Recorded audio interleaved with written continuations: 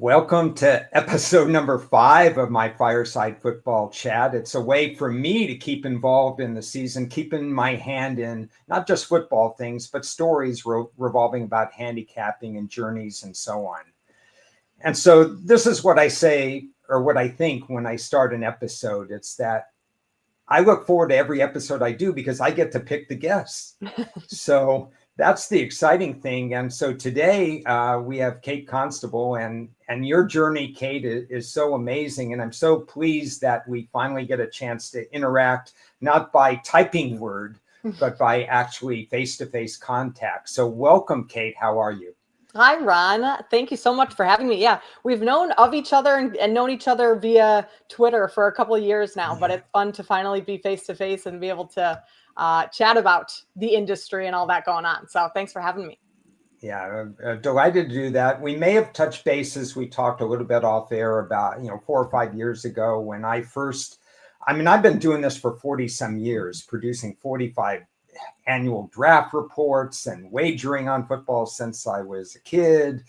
And I've gone through all the iterations of before there was an internet, when there were bookies and limousines and stuff like that, to people such as yourself entering the space and providing all kinds of new and exciting content. So it's exciting for me to share the stories and to hear about the stories of yourself and others. And that's probably the place where we want to start, is your journey, which has been an interesting journey, even from year to year over the last 3-4 years. Maybe walk us back, how you even got started, how you even decided, wow, I really like this handicapping and this media space. Yeah, so I graduated, my undergrad. I worked in local TV for my first job a year. And it was in a small town in southern Minnesota. And the job was great. I loved the TV aspect, but I couldn't do the small town thing. It was just not for me. So I moved to Chicago and worked just in corporate America. I had a 9 to 5, worked in PR for 5 years. And then I missed the TV aspect. So I thought, okay, I'll get back. I'll give it one more shot. And this is now when coming up in TV, local TV, you had to move from small market to small market and work your way up because there wasn't a whole digital presence like we have now. This wasn't, StreamYard, doing this with you, Ron, wasn't a thing back then. So when I re-entered the media landscape, it was kind of, now there was more avenues to get involved in things. So I, 2020, right before COVID hit, is kind of when I made this decision. Not great timing on my part, but it's all worked out. But I got into handicapping or sports betting just kind of as a way to learn more about teams and players and tendencies as a overall sports reporter. I just wanted to be a better reporter. And so I figured if I had a couple bucks on a game, I might pay closer attention to that game. I might be more invested. So my uncle and I sat down one Saturday and he was teaching me about it. We were watching college football all day and I was betting $2-3 on a game. That's how I got started because I didn't know what I was doing. So I'm not putting even $20 on stuff if I don't know what's happening. So it started just betting a couple dollars as really a way to just be more invested in the game, and a bonding experience for me and my uncle. We would just sit on the couch all day, watch all these games and hang out. And then it kind of grew into more. I started having fun with it. I don't know if I want to say I was good at it, but I enjoyed it. And that's also with COVID, so many people were laid off and had lost their jobs that had so much more experience in the general sports reporting, sports anchoring, hosting that I had. So I wasn't getting a job, over those people when they re-entered the workforce. And that's when gambling kind of started taking off a little bit. And so I thought, okay, maybe if I can squeeze in the back door this way and use that as an avenue to get into the sports broadcasting world, why not give that a try? And so that's kind of how I got into it, is almost by mistake. But it's been really fun ever since. And I just started to enjoy it so much. I figured, why not try and make a little bit of a career out of it? And then somewhere along the line, you hooked up with BetUS and you became, one of their show hosts and contributing content and working and aligning with other people who were either professionals or at least close to professionals in the field in terms of giving that out. So talk about how you found out about that, how you got that, and what that experience was like. Yeah, I mean, everything around it seems to happen like so quickly and without much. I mean, I never thought that would happen, but I joined Jeff Nadeau's podcast that he did years ago. We talked about gambling. It was the first gambling podcast I had ever been on or show. And he knew some of the people at Bet US because he's part of their college basketball show. And so when they were looking for an NBA person, he threw my name out just because we did this podcast years ago. So I kind of owe that start to Jeff almost. And so they contacted me one day and said, the season starts next week and we don't have a host. Are you willing to? And so I said, sure. So 2 days later, I was the host of the show. Wow. And that, connected me with Chris Farley and Josh. I'm forgetting his last name. I'm so sorry, Josh. I loved him too. The Australian. Okay. I'll think of that. And then Alex Christensen, Noops, who did that. Those were the four of us on that show. And I learned so much from them because they've been doing this a whole lot longer than I have. So I learned a little bit more of what it takes to be serious about sports betting and handicapping and having a structure in terms of how you go about handicapping games. I mean, it's not just by the seat of your pants that you're just choosing games. There's a process to it. And so I really learned a lot about that from those guys in doing that show, which was very beneficial going forward. I feel like if I didn't have some more professional type handicappers teaching me the ropes very early on, my habits might not be quite as strong as they are now. Well, that sounds great, but that was just the first step. Where did you go next? Where did I go next? Let's see. Trying to think about so within this industry, I have had so many small little part-time jobs. I have not had a big full-time contract job, I don't think ever. So I was bouncing around doing small freelance jobs here and there. And that ultimately led me to BetQL about 2.5 years ago. And I contacted them over there, just seeing, if there was anything available. And someone was off one weekend and they needed a fill-in. And so they said, okay, we'll give you a shot and you can, show us if you're able to do this. And so I just had one fill-in opportunity to kind of prove myself. And I studied all week, all the games. It was a college football weekend. And apparently I did an okay job on that show because they asked me to come back, when they needed more fill-ins. And that's kind of how I've gotten a lot of my opportunities, is just taking those one small chances and turning them into, or proving myself, turning them into, a bigger chunk down the road and ultimately hosting now a weekly show for what is now the BetMGM network, no longer BetQL. Okay. So on the BetMGM network, there's kind of a couple of different shows, I think, that you're associated with. Maybe a guest spot, but really a hosting spot for a few hours at a time and so on. And there's a lot of stuff going on in that particular show. Talk a little bit about that show. Sell that show. Why should we be listening or watching that show? Yeah, radio is very different than TV. So I had to learn the radio side because I had done more of just like TV stuff is what brought me up in the industry. But a 3-hour show, I mean, we have a rundown that we try and follow as best as possible. Our producer, Randy, is awesome. My co-host, Cam Smith, he's great. So we try and follow it, and because, you want to be able to touch on the biggest games of the day, because while it is a sports betting show, our network has kind of coined, and this is Nick Costos, a host on our network, the wagertainment. So putting some fun entertainment into the wagering, aspect of all of that. So we have a ton of fun with it. We kind of go off the rails every now and then on various topics, but that's all part of it. But we try and touch on, what we know, the big games of the day that our audience wants to hear about. Whether or not we have bets in those games, we'll still talk about them. But then we also come to the table and we'll all say, okay, I have a bet on XYZ games today. Let's talk about those ones as well. So we kind of collaborate with, the biggest news stories of the day, and also our wagers and our bets and kind of what we're looking at within the market, and bring all that together and then have a little fun with it. But a 3-hour show, it goes by pretty quick. You would be surprised once you're on and the cameras are rolling. It's really fun. Yeah, I understand that aspect of it, but there's that other aspect of it. And I asked this of Brady Cannon last week. I had him on episode 4, and I've asked this, and I will be asking this of other guests in the future as well. Show preparation isn't easy, and it's he was saying it was hour for hour. If you're doing a 3-hour show, he's likely to be working and prepping for 3 hours for that show, shaping the show and so on. Especially if you don't have guests when Yes. you have to talk the whole time Yes. with it. So behind the scenes, what's your show preparation like? I mean, I want to say it never really turns off, right? Because it really doesn't. You have to just be staying up to date constantly on everything that's going on in the news. So my show prep starts when I wake up. I'll turn on the TV and watch a little of ESPN. I'll watch a little, NFL Network, and just kind of get the news of the day. I listen to a ton of podcasts, listening to other people, and just to gain knowledge of how they're looking at different games or just different topics in sports in general. And then I go in probably Thursday or Friday and kind of start crafting my ideas for the topics that I know we'll discuss.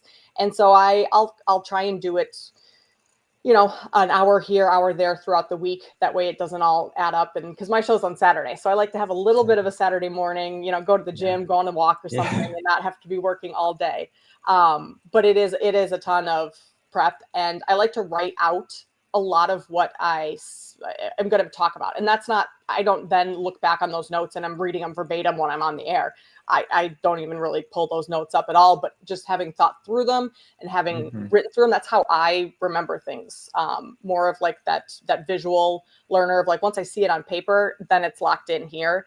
And so I do a lot of that on Thursday and Friday leading up to the show, just to get my thoughts more concrete and all of that. So it is a ton of prep, but it's a lot of just like constantly just staying up to date with what's going on in sports and listening and absorbing all the information around me, because there's so many outlets that you can get so many stuff from, whether it's online reading, Twitter, plenty of news there. So just kind of absorbing all of those, putting them on paper, and then translating them to the show on Saturday. Does the plot change sometimes with breaking news? Because I know even for the little shows that I've done or the brainstorming that I've done and during the football season, you get an injury report 15 minutes before you're on air and something changes. So I've heard stories recently where they've actually pivoted from the top story of a show saying, well, wait a second, we just got this, here we go. Yep. Yeah, we do that. I mean, all the time, especially I hosted a BetMGM game day on Sunday mornings this past season. That was my first time hosting that NFL show. So that's getting you ready for the NFL day to come. And so you have a lot of breaking news early in the morning of injury reports. This guy is no longer in, he's ruled out. And so we are shifting a ton.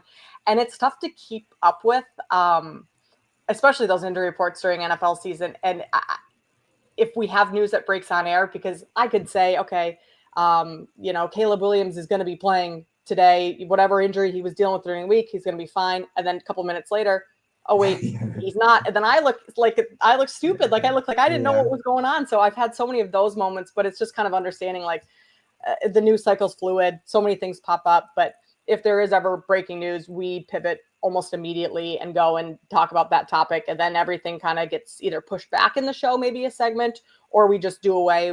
We always kind of recalibrate in our show commercials of like, okay, do we want to hit on this next? Is this important enough? Or should we push that further down? And maybe, it falls off the show completely. So there's constantly a changing of information and ideas, but that's, I feel like we kind of learned how to adapt to that early on. And I went through journalism school and all of that. So you learn how to stack a rundown and the importance of things. And so that's just kind of become second nature, but it happens all the time.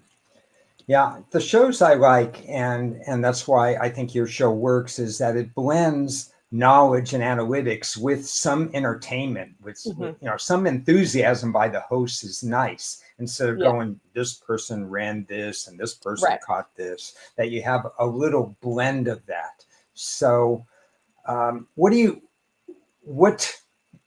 long have you been doing this particular show then?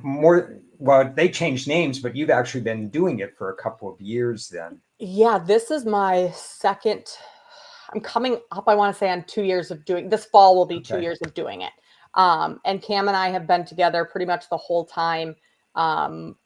He stepped away for a little while. Gabe Ramirez came in, and Gabe was phenomenal as well. Another host that I worked with. But so we've really been able to develop a ton of chemistry together where having it, that doesn't happen a ton where like you have the same two hosts on a show for over a year. I mean, because this industry, everyone's moving around so often that Cam and I have been able to generate like just a great chemistry together where we feed off each other. We know where each other's going. We kind of have our inside jokes on the show that brings more fun and we can make fun of each other and laugh.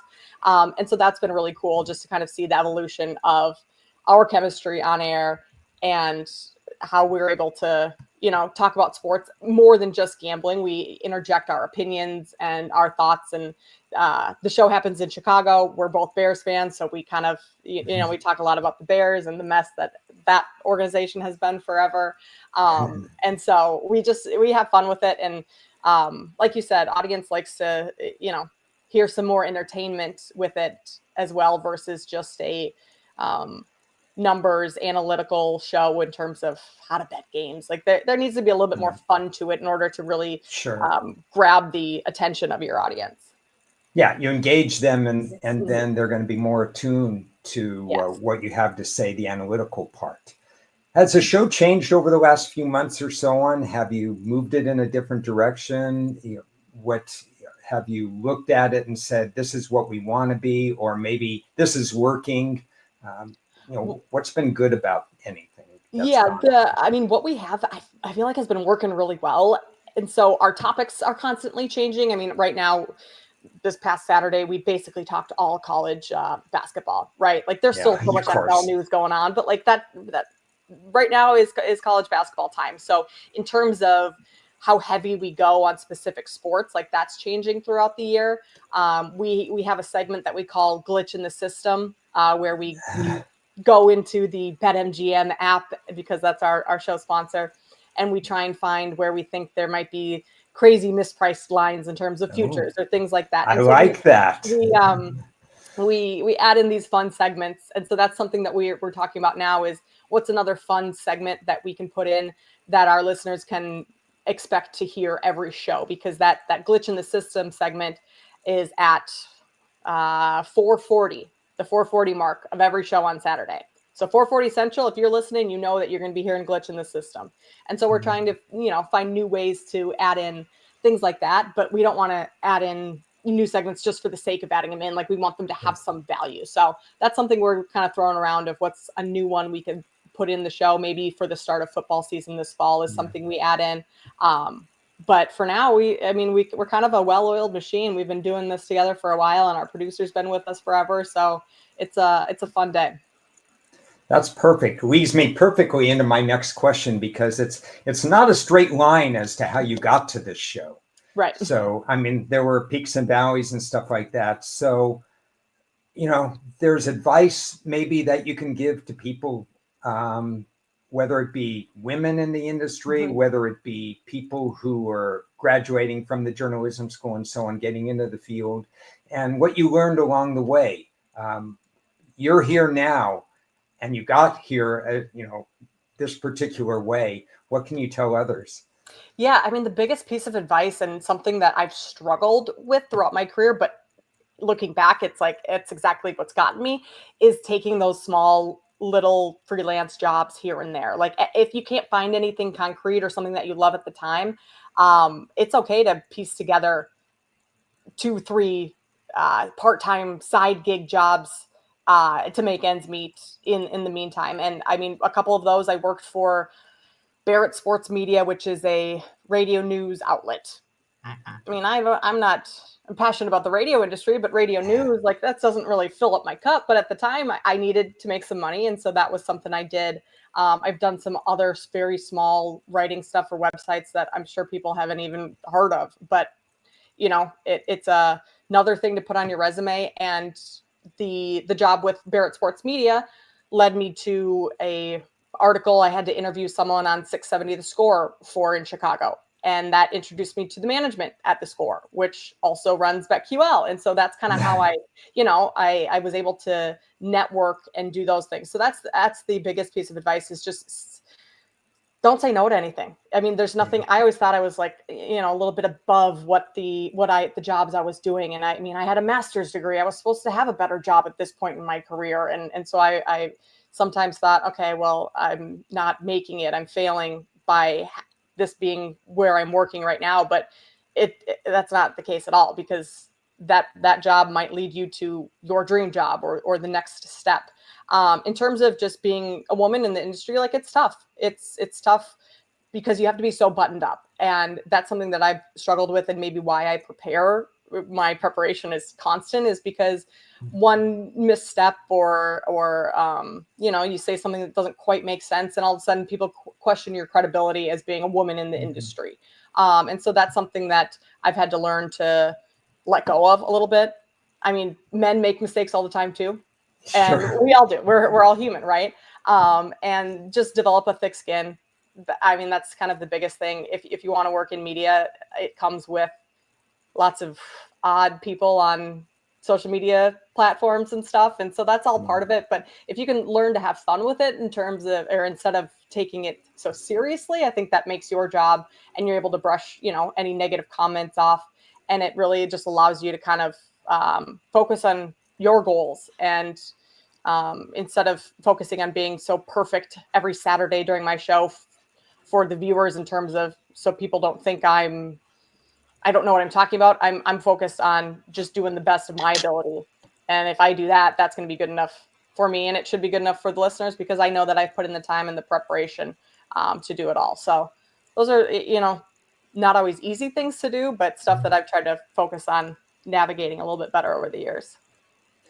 I think for 30 or 40 years or whatever, I've always said this when someone's attending a conference, whether it be a sports conference, a business conference, whether you're watching a seminar, or now in the COVID years, the Zooms and everything else. I said, if you learn two things from a conference or from a speaker or from a show or whatever, that's the goal. Learn two things. Even if some of the other things didn't work, you had 4 speakers on the panel and 3 of them didn't work, but you were writing like crazy because you learned some stuff from the 4th speaker. 2 things that you need to learn. And I stand by that. Mm-hmm. And I think Twitter is kind of similar. Every time you can find 2 people that suddenly become a guest on a show, or that you're networking, or you're a guest on their show or something like that, or you're sharing information with, then it works. I mean, I was introduced to other shows and got a spot on other shows just because of X, even though, boy, you can get drawn into the negative if you don't watch out. Yes. So my goal is to stay politically correct. That's always been mine too. I don't need to add in any unnecessary drama. There's enough of that going on already. I just kind of like to stay in my lane, put my head down, work hard, and do things that way.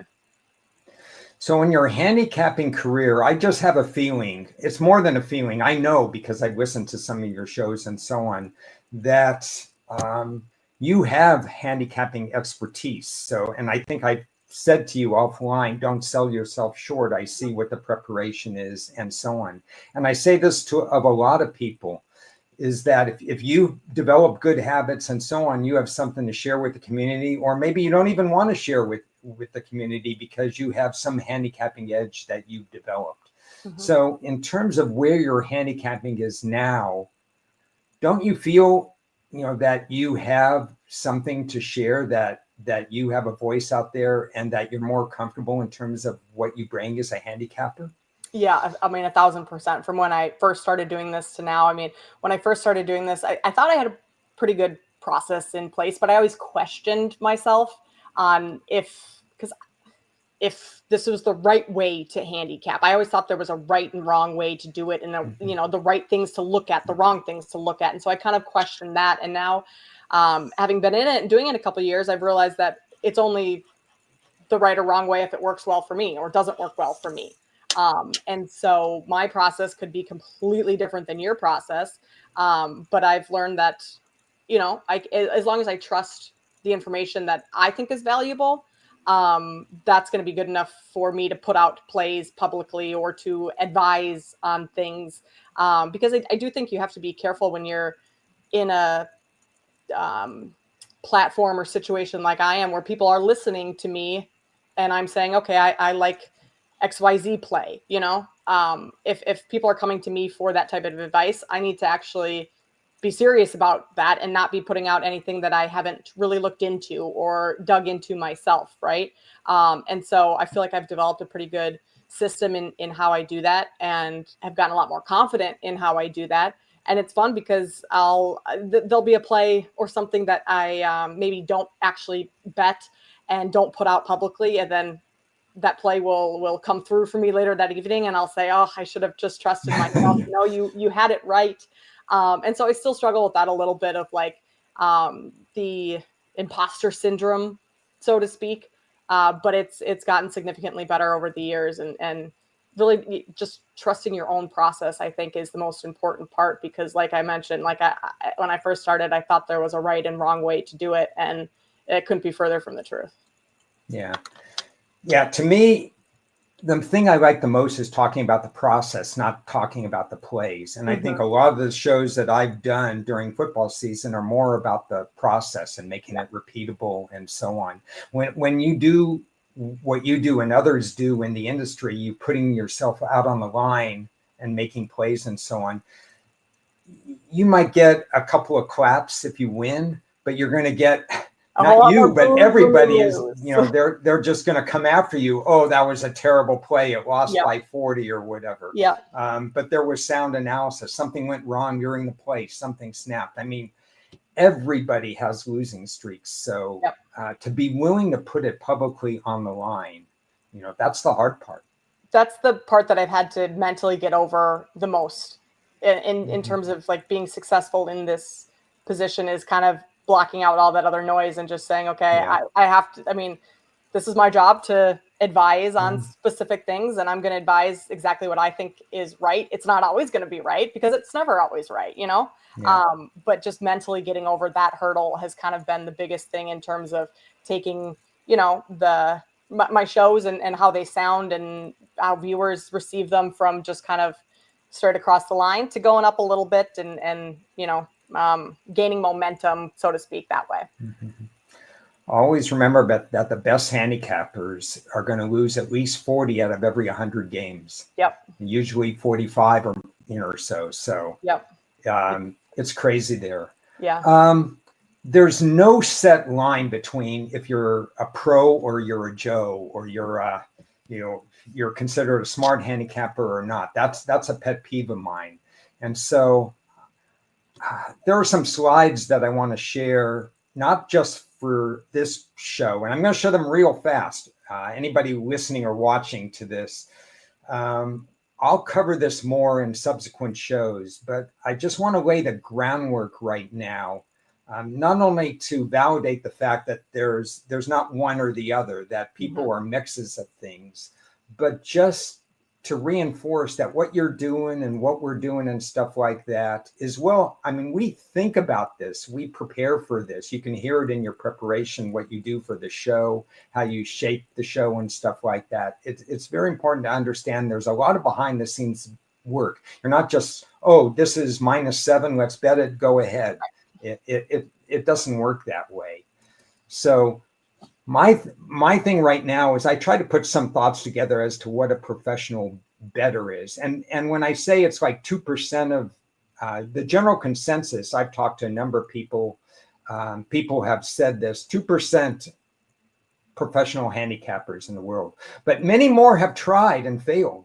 Yeah. The general definition is their sole income comes from professional betting. And when they lose, they're no longer a professional bettor because they have to come up with another sort of income. So I have never wanted to be a professional bettor. I'd much rather wanted to be in my own mind, a professional handicapper. The one thing I will say about a professional bettor is that number 4, the numbers game.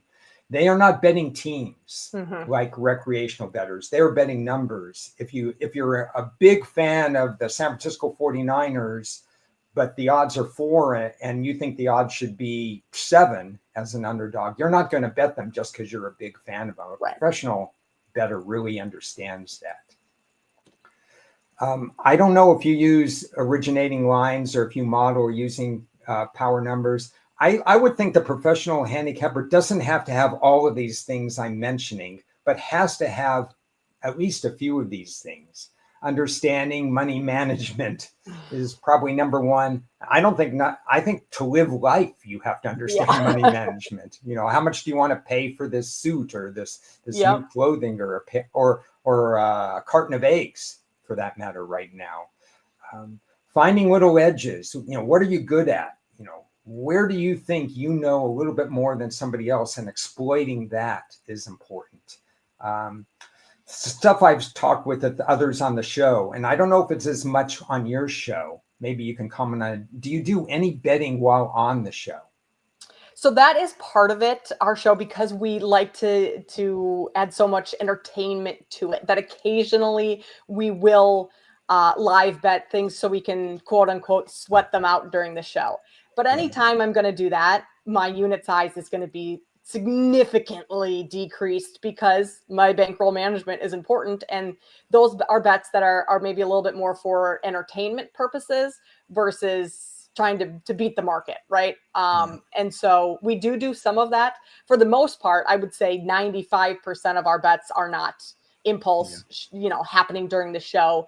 But if there's something that a topic we're talking about, and so-and-so is a great second half team, and that second half is going to be airing while our show's going on, because we have a ton of TVs in the studio, so we can watch all these games while we're on air. And that's part of the fun of for our audience, is like hearing us get excited and sweat out whether it's going to be a close win or we're going to lose, or you lose on a buzzer beater. That's good content stuff. Is that good betting practice? No, but we have to have a little bit of both of those, just because we are still an entertainment media company as well. Yeah, if there's a game plan going in, like sometimes I'll say, I can't bet this game right now. I need to see how the first 5 minutes play out, because I'm uncomfortable with this new coach or scheme or this matchup or something. And if I see something, the live bet becomes validation of what I studied beforehand, which I hope isn't the same as impulse betting. But I don't think so, because you're going in with a plan, and it's not, you're following through on that plan or those ideas that you've thought through in your head or on paper or however you process it beforehand. So I don't see those as impulse. We do sometimes very much impulse bet on our show, but you always know when they are more of those impulse versus ones that we feel very confident and comfortable giving out as real, quote unquote, real plays. Yeah, there's a show or two coming up where I'm gonna get on their case for being out of alignment with betting because of live betting. It's an interesting concept because it's so available now. Even 2 years, 4 years ago, it wasn't as prevalent in the industry, and certainly not a decade ago. For sure, yeah. Tracking. Do you evaluate your performance? I do. And I learned this last football season, Ron, that live betting NFL is not for me. So we will not be doing that next year. Trial and error. And it helped very much to have it all. I keep a spreadsheet, and I lost pretty much every live bet I did in football. Like, it was just awful. And so midway through the season, we shut that down, and we're not going to do that at all going forward. And we'll be more successful because of it. Yeah, so that's a great learning tool. Know what you do well, and know, there are some things, like for me, I don't feel like I have an edge in betting NFL totals. I haven't studied it as much. I haven't done, I have general thoughts based on rule changes, but not enough to make me any sort of an expert. So I'm a straight play bettor, mostly spreads. I'm not doing parlays. I'm not doing teases and whatever. It's whatever works for the individual. So sometimes you get out in the market. I understand what you're saying. You try something. If it doesn't work, you go back to the drawing board and see what you want to do, or you concentrate on the things you do well. Yep. Yeah. Early on, and when I started betting, I did parlays too. Like, those were the fun things. Those were like the cool, everyone hits a big I don't bet parlays at all. because I lost all of them. Yeah. It's hard to be successful in betting parlays. So those are off Yeah. my card as well. We don't do any of those anymore. But so yeah, I've learned a lot of what works and what doesn't for me Yeah. over the last couple of years. And if you're doing it for entertainment for a few dollars for pizza money, I encourage it rather than discourage it. But if you do it too much and you track, which you better be tracking, and you're Yep. saying, wait a second, I just lost 1.5 units betting 7 of this that I Right. don't even know anything about. It cuts into your bottom line. So Yes, it does. that's Yes. essential. I know you do the writing and the preparation, which I think is essential for everybody. So that's great. Boy, oh boy. Discipline and patience is so important in this field. The networking, you have that opportunity to network because you're doing these shows and you're doing all these things. The people who do not have the opportunity, they should reach out, whether it be through seminars, conferences, podcasts, DMing on Twitter, whatever the case may be. I strongly encourage that. And at the end of the year, there's an autopsy report that I do on myself. Why did I do this when I said in August I was going to look at this team this way? Yep. 130 college teams, and I'm bound to make 2 or 3 mistakes. And then I put a little mark on my team sheet saying, "You're stupid, Ron." And then I move on, but hopefully not too many marks. Yeah, that's a good way to do it. I have a couple of those as well, where you kind of stray from what you initially thought for all these teams. But I think that's just kind of human nature sometimes, and you have to separate that a little bit from in order to be a good handicapper. Yeah, for sure. Yeah. And my personal advice, and I have a feeling that, this is why the timing is good to talk to you here, because you've got so many of these skills. And so you should feel comfortable in terms of what you're doing. And the trial and error thing is always going to go on, year after year as you get more into the field. But if you have a routine, if you're methodical, if you don't cut corners, and you have fun with it, and the balance, then this is the way to go. I think it's a lot of fun in terms of that. So let's see, press the wrong button. Here we go. We're back together. So that's very quickly on that. I didn't want to create any controversy or whatever, but I just want to reinforce what it takes to be in your space and to giving out information. Yeah, those were a lot of really good points and stuff that I almost didn't even realize I was doing until you walked through some of those. And I kind of thought, okay, yeah, I have gotten better at that over the years. And so I should give myself a little bit more credit in terms of, because that is a topic of, are you a professional, this, that? Yeah. It's subjective. Almost. It's subjective. It's not a straight line. People have various, here they're more professional, but they do this, which knocks them down a little. It's just not a straight line in this business.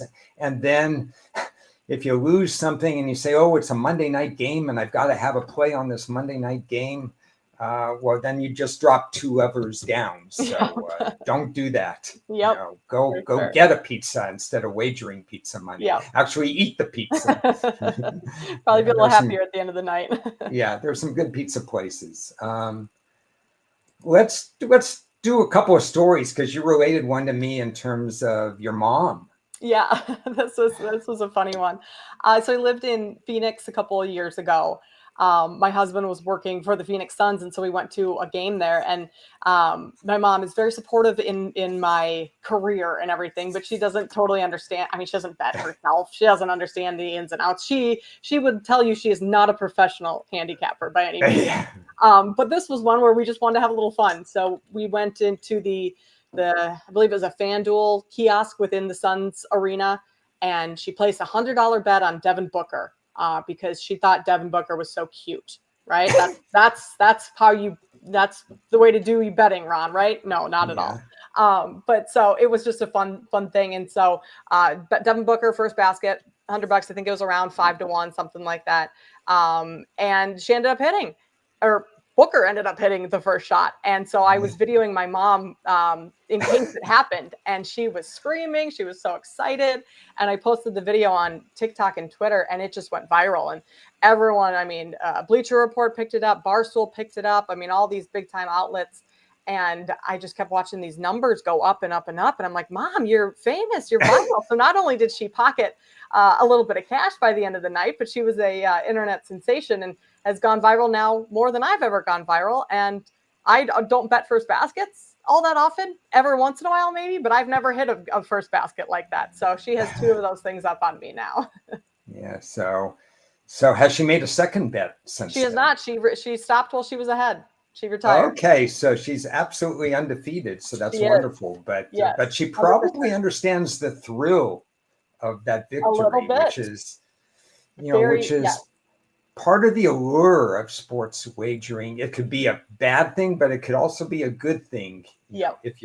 If you have those traits and stuff like that we talked about, there is a thrill to it, and there is Very much something fun. There's also a downside, especially if you're a fan of a team. I've been a fan. I mean, we're all kind of a fan of something growing up and so on. And even though we try to be objective, if we're a serious handicapper, we also sometimes live and die by our sports teams. And I try not to bet on the sports teams that I like, but I'll probably watch them rather than watch a game I have a bet on. And I don't feel that good when my team loses on a buzzer beater or a late field goal or something. So you're a fan of the Bears. Yeah. And that's been an interesting ride. Not the Cubs, but it's the Bears. But walk me through what it's like. Cubs, I've married into White Sox fandom. So that's even worse than being a Cubs fan because the White Sox are an absolute disaster. But I am a fan of the Bears, and they are a tough team too. They're not tough to root for. Well, they are, because you get your hopes up every Sunday, and then almost every Sunday you're disappointed. And so I am excited for this upcoming season. I think the Bears have done some good things in the offseason in terms of free agency and some of the moves that they've made. But it also feels like we've said this the last couple off seasons where they've quote unquote won the off season last year or prior to last season, drafting Caleb Williams #1 overall. The conversation, I can't remember how many times we've even said this on my show, is Caleb Williams is walking into the best situation a rookie quarterback could be walking into in how many years? Well, how did that go for him last year? Yeah. And so now the conversation is, well, we got the head coach, Ben Johnson's coming over. He's revamped the offensive line already. They're making all these moves. But when is that winning of the offseason going to translate to actual wins on the field? We're going to have to wait and see on that. So I'm with you. I don't wager on the Bears often because I'm already disappointed, once every Sunday when they lose. I don't need to lose a bet on the Bears and be doubly disappointed. But I'm hoping some fun things can happen for that team this year. Yeah.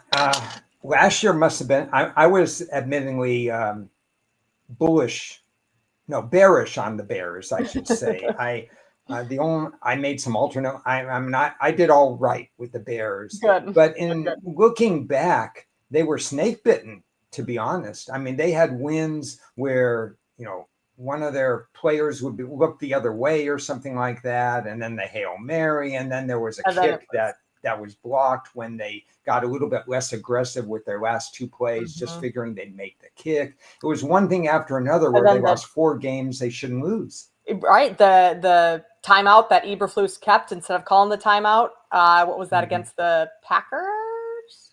Forget which one that was, but had it. The Lions. They were going to beat the Lions. They were going to be able to get in position possibly to kick a field goal, and Eberflus didn't call the timeout. Time expired, and it's like all these crazy things happen. So hopefully the principles within the top down can get a little bit better, and that'll translate to better success on the field. But the Bears, it's been rough to be a Bears fan for sure. So optimism is high again this year, and they've made some good moves. Maybe they don't have their left tackle that they want right now, but they look like they have as many as 7 new starters, according to what I've seen on the position report. Now, when you get a free agent, you're not necessarily you're either getting a not quite finished product, or you're getting somebody, it's their last 2 or 3 years and stuff like that. Like how much does a Grady Jarrett have left in the tank? He's an upgrade for the Bears. Right. But how much does he have left in the tank? But it's still an upgrade. But 3 new offensive line starters is what it looks like. And hopefully new coordinators such as Dennis Allen, who's better as a defensive coordinator than a head coach. Right. So there's optimism again, but your division is rough. Yeah. Yeah, it's not getting any easier. I mean, the everything I've heard about the Lions is, well, the Lions lost all of their their coordinators, a lot of their position coaches. Like, they're not going to be the same team. Well, a lot of those players are still there. Dan Campbell's Yeah. still there. It's a tough division. The Vikings far exceeded any expectations that a lot of people had for them last year. I think Kevin O'Connell's a phenomenal coach, so I don't necessarily see that dropping off significantly. They're still not going to be an easy team to beat, whether or not, JJ McCarthy, whatever he looks like, if he is the week one starter. And then the Packers are always, the Packers beat the Bears all the time, so that's Yeah. never an easy game for that. So the division, I think, is one of the toughest in the NFL right now, which is fun. Like, it's great to be in a division this good, but the Bears need to put a little bit more success out there in order to, I don't know, be talked about within one of the top teams in the division. That's for sure. Yeah, I'm probably a little more optimism on my part than pessimism. They have that fourth place schedule again, but they have to win the games they're supposed to win. Yep. 1-5 in the division last year. That's not going to cut it. I think Green Bay was something like 1-5 in the division. Green Bay was also 1-5. And somehow Bears when the blocked field goal. Yeah.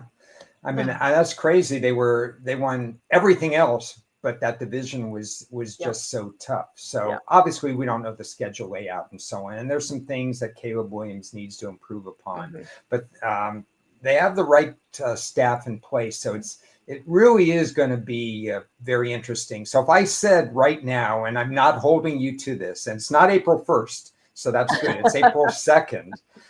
Playoffs, yes or no? I'm gonna go ahead and say yes. I'm gonna be optimistic and say yes. And I've said no the past couple of seasons, despite being hopeful and that they'd have more success. But I really like what Ben Johnson is about and what he's done already just so quickly in terms of how the changes that they've made and the reasons for them. So I'm gonna say yes that the Bears make the playoffs this year. Okay. So there you go. Dan Rivera asked what your expectations are, and we're saying that means maybe 10 wins and 9 as a floor in order to make the playoffs. So, yeah, it's going to be very interesting. They have 4 of the first 70 or so picks in the draft, and I'm knee deep into the draft preparation, and I have some certain positions that I want them to address. And we don't know if Keenan Allen is going to stay with the team. We don't think so. So there's a couple of positions that need to be upgraded, but basically, optimism is also a coaching thing as well. So, and you had good special teams play. So I like that part. Yeah. One of the negatives, just to throw it out there, is the Bears were careful. Caleb Williams is very careful with the ball. He is. Too careful. Yeah. I would have liked to see him throw a couple more interceptions last year. I think you have a good point there. And I think that's a tremendous observation. You have to be willing to throw it in harm's way sometimes instead of just take the safe, because the yards per completion wasn't high enough. No. But he can learn from that. So, but there's a chance to really upgrade this. I'm really looking forward to what they do in the draft and how the schedule lays out.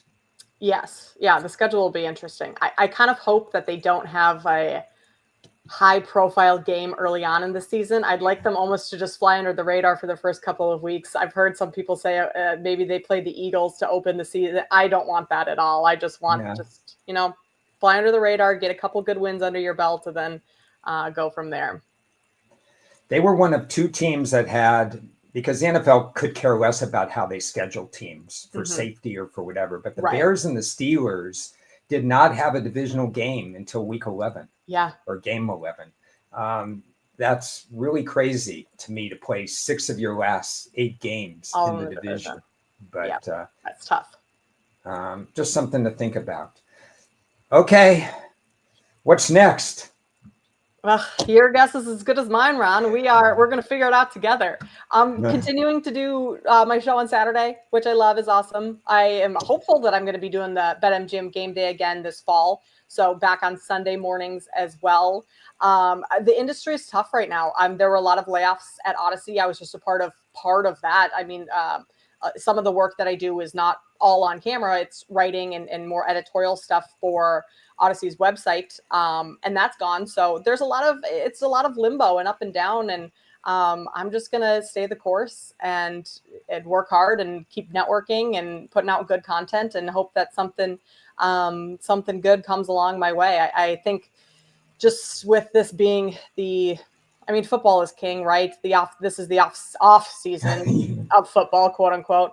So I'm hoping, as we get closer to the start of the season, maybe some things will open up and I'll have some more opportunities there. But yeah, other than that, I got married a couple years ago. So my husband and I are, would love to have a family someday. Kids down the road would be great. But for now, we're just working hard, doing shows when we can and trying to put out some good content.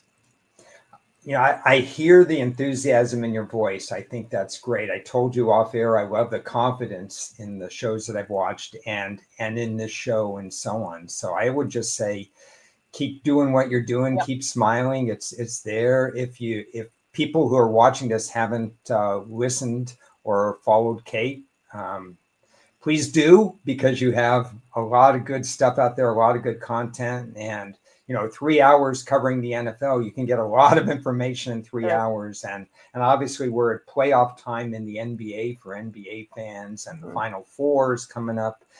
A lot of stuff going on for those who are not just into football. And NBA is my favorite sport. I love basketball. So the NBA playoffs are my time. So I'm very much looking forward to the season being over, or regular season, and the playoffs starting here pretty soon. Well, Kate, thank you so much for doing this. It's been a pleasure to be on the same screen with you, and I certainly look forward to wherever else our paths cross in the future. I'm sure they will. Thank you so much for having me, Ron. I appreciate it. That concludes episode 5. So I'm back next Wednesday, and we'll probably get into some draft talk next Wednesday. We're also going to further talk about some of this professional betting habits, this impulse betting, that stuff that I'm not crazy about. So I get to share some opinions there too. So come back next week. Thanks everybody for watching. And again, this has been great.